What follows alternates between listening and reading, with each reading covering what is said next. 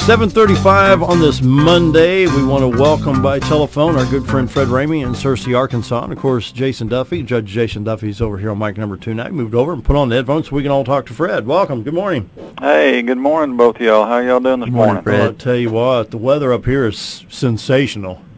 Well, it is here, too. We finally turned the AC off. Of course, there's multiple reasons for that. I got my light bill there.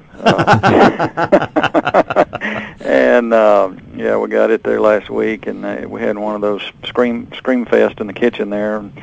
I screamed first, and Gina said, "Is that the light bill?" And I said, "Yeah, that's it." And she looked at it, and she screamed, too. So, yeah, but anyway, we've taken advantage of the cooler weather. And I tell you what, we've spent most of the weekend in the backyard with the kids. Oh, I tell you. It has just been perfect weather, and we've really enjoyed it. This is what's great about Arkansas. I don't like the extremes, but in the spring and the fall, the weather's perfect here, and it's not too bad the rest of the time. But those 2 times a year are my favorite times, and we're getting into fall now, of course, and leaves will be changing pretty quick, and starting to turn a little bit around here. I'm sure they probably are up there too, but we're seeing a hint of it, yeah. Not going to be at peak probably for another month and a half, probably, but yeah, it's starting to here. I think I'm ready for it. So yeah, I'm looking forward to it. Yeah. Lower electric bills. Well, I learned a lot this morning on your mechanic, with your mechanic on there. I've got a squeaking brake problem, so maybe I'll get that fixed today. Well, I tell you what, if it's just a light squeak, you know, they're kind of like a chalkboard. Yeah. Step 1, if the pads are good, just take the pads out, file them with a file, take the sharp edge off. That's quiet. I hear you. Yeah. Well, you're a good old farmer. You've done that before. Well, you know, that was probably one of the reasons Dad and I aren't farming together anymore. He was a nitpicky mechanic, and he wanted everything just so, and every tractor, every disc, every implement just in tip-top condition, and I'd get out there and use it, and something would break, and I'd take it back to the shop and get another one. And he'd say, "What's wrong with this one?" I said, "Oh, it's got a bearing out on it." "Well, why didn't you fix it?" "Well, I was busy." So you can imagine how that went over. So, yeah, I always appreciate those mechanics, and I just never did. I can do it if I have to, Dale, but I sure don't like to. I hear you. It's just one of those things I'd prefer not to do. So, but I do appreciate those people that have a passion for it. Speaking of passion, I want to touch quickly on this. I'm assuming that you've heard Rick Perry has exited the presidential race. Yeah, I heard that. When did he announce? Yesterday or Saturday? I believe it was Saturday. Yeah, it was Friday. I'm sorry. He ended his race Friday after calling one of his biggest donors down in Texas. And Dale, you know, there's been a lot of talk about what a circus this Republican primary is coming, and I know probably you know, people think we talk about politics a lot, but that's really what our show's really about. Sure. And Mountain Talk listeners have a really a big audience for people that are interested in politics. But so we'll just go with this. Dale, there is just something wrong in a country where a race has become such a circus that a candidate such as Perry could not get traction. I mean, you say what you will about Texas, they have a dynamic economy down there, and he presided as governor over much of the time that went on. That is true. And he, you know, is very well liked down there. Even among Democrats like him down there. Really?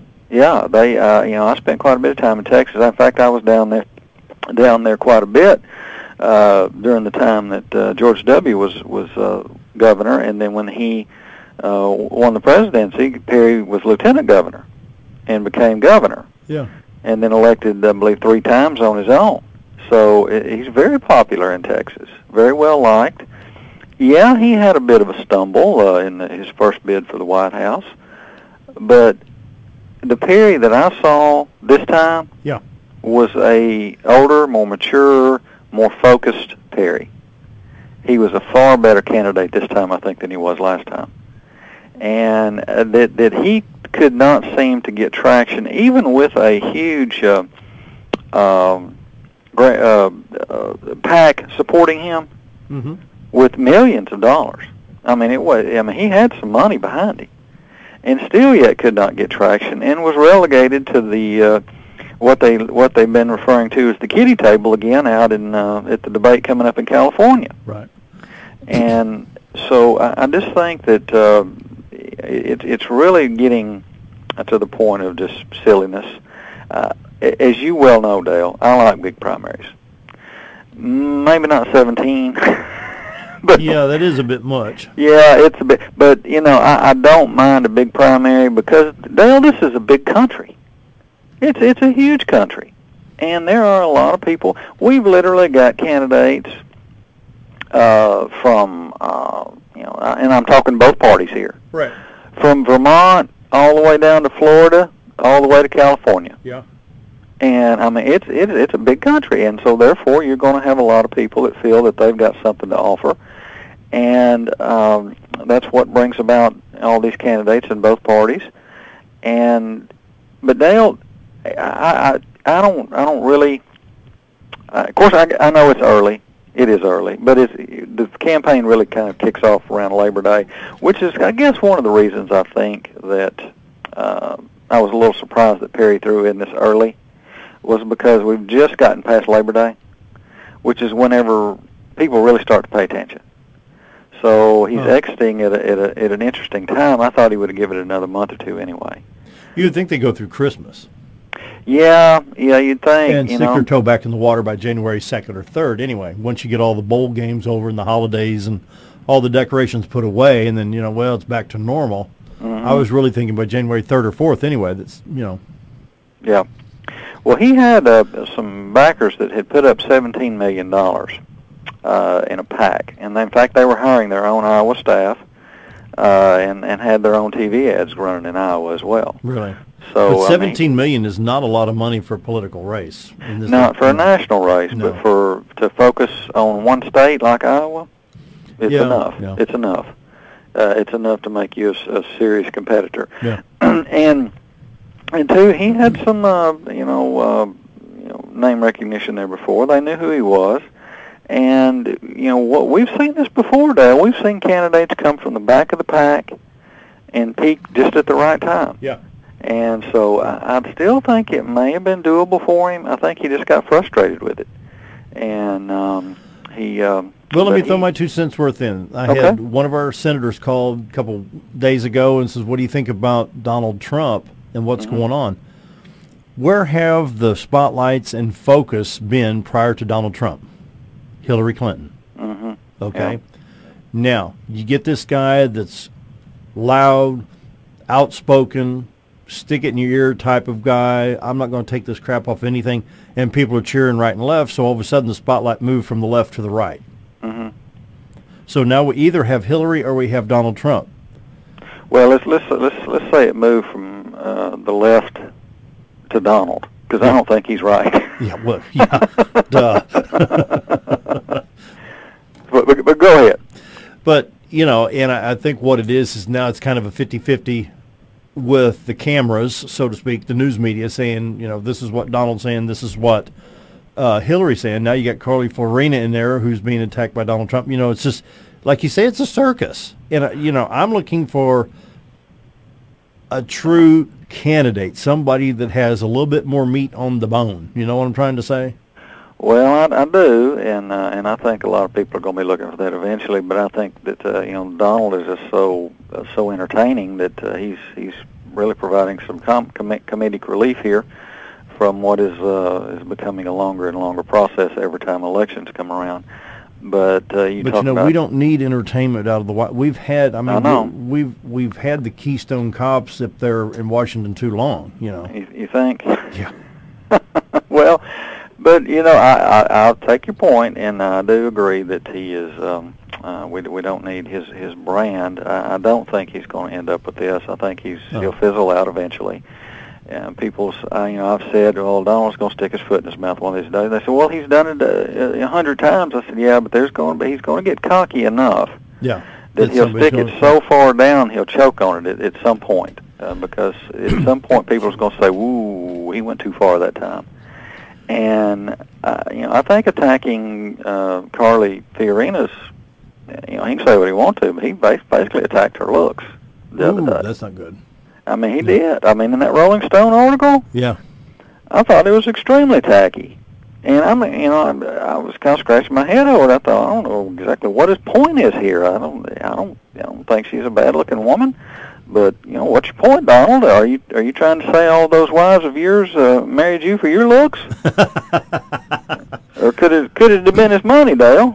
Yeah. Gee, I wonder. Hey, let's hold that thought. Let's go ahead and grab this break at 7:45. Stay on the phone. We're going to be right back. All right. Stick around. It's time for a quick update. We'll be right back. 7:48. Fred, we've got 7 more minutes to talk about this, so let's pick it up where we left off. Well, we'll try not to get off too much on people's looks, but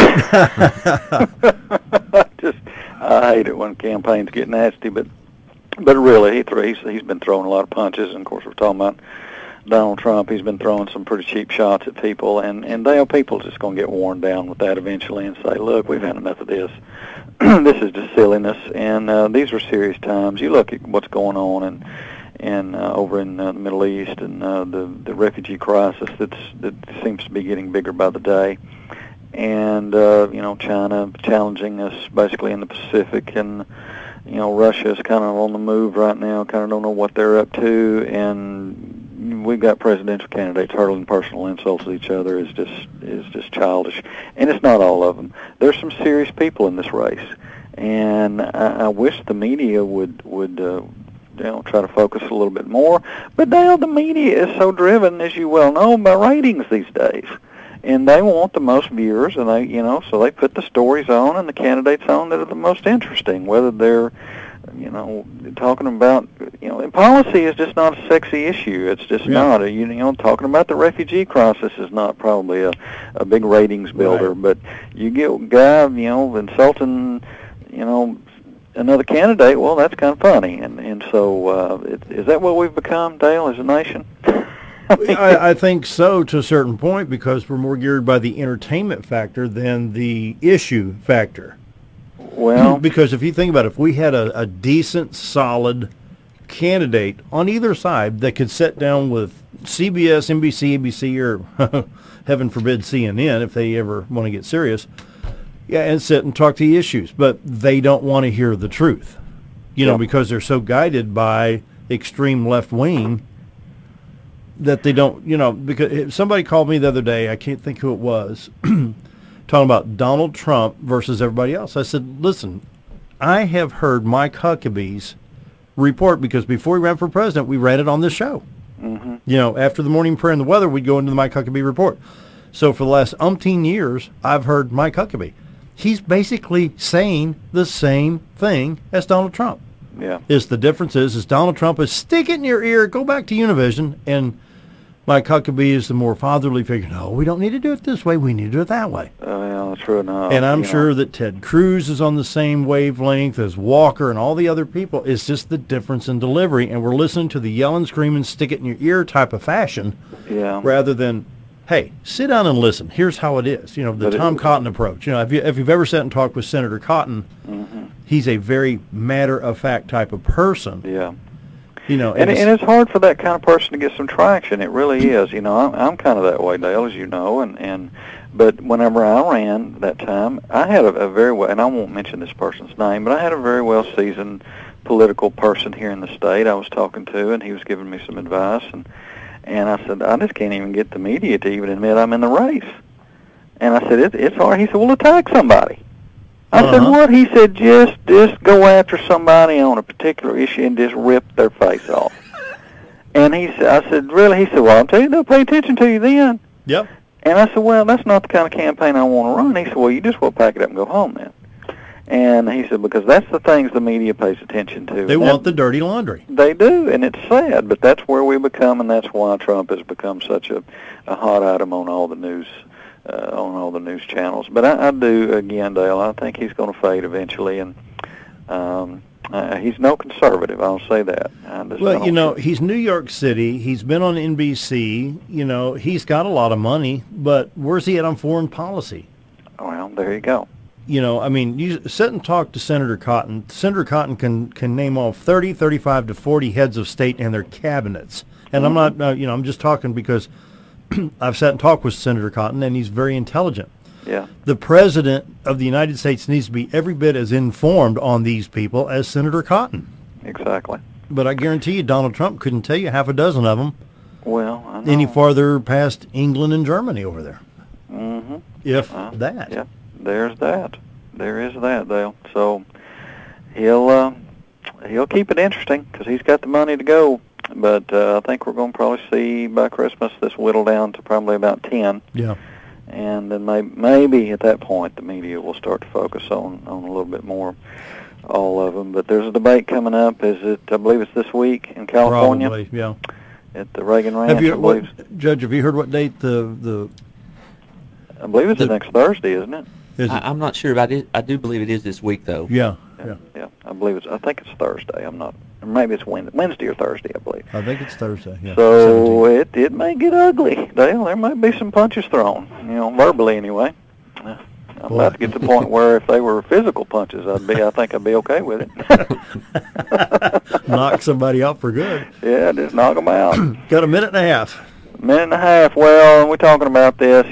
Some of these folks need to learn how to make friends. In the making friends and influencing people department, going back to Mr. Trump, said he waved goodbye. This was in the Democrat Gazette yesterday, in the little ribbon over there on the left side. Said waved goodbye to campaign of Rick Perry, telling some Iowa voters that the former Texas governor was very nasty to me.